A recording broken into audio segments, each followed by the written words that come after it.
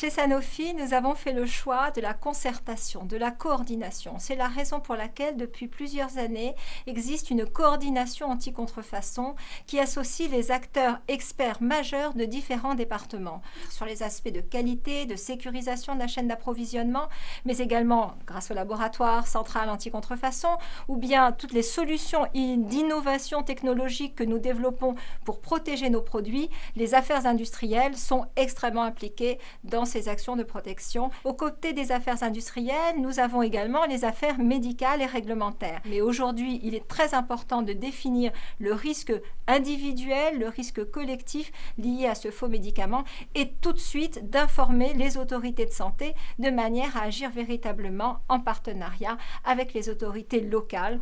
Autre acteur important de cette coordination, la direction de la sûreté, au sens où il y a bien évidemment un souci d'information et de coopération avec les autorités répressives, que ce soit police ou douane, que ce soit sur des actions de terrain ou dans le cadre de risques sur Internet, de manière à nous assurer qu'effectivement nous pouvons transmettre l'information et aider ces autorités à bien sûr mener leurs investigations. À côté de cette direction de sûreté également très importante, c'est la direction juridique.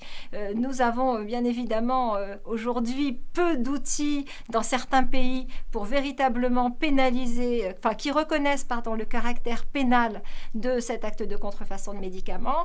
Pour autant, la convention Médicrime ouverte à signature, déjà signée par 15 États, permet d'être l'outil international attendu de reconnaissance du caractère pénal et criminel de la contrefaçon du médicament. Et puis, le savoir-faire est important, mais le faire savoir est clé également. C'est la raison pour laquelle, bien évidemment, autour de la table de cette coordination, nous avons la direction de la communication.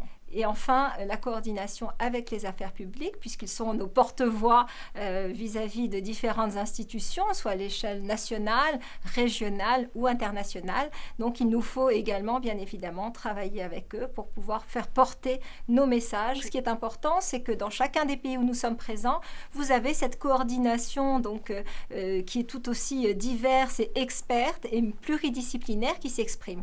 Et donc, notre métier, c'est aussi d'animer ce réseau de responsables coordinateurs de manière à échanger des informations et bien évidemment faciliter ensemble la coordination, la coopération pour lutter contre le faux médicament dans le monde.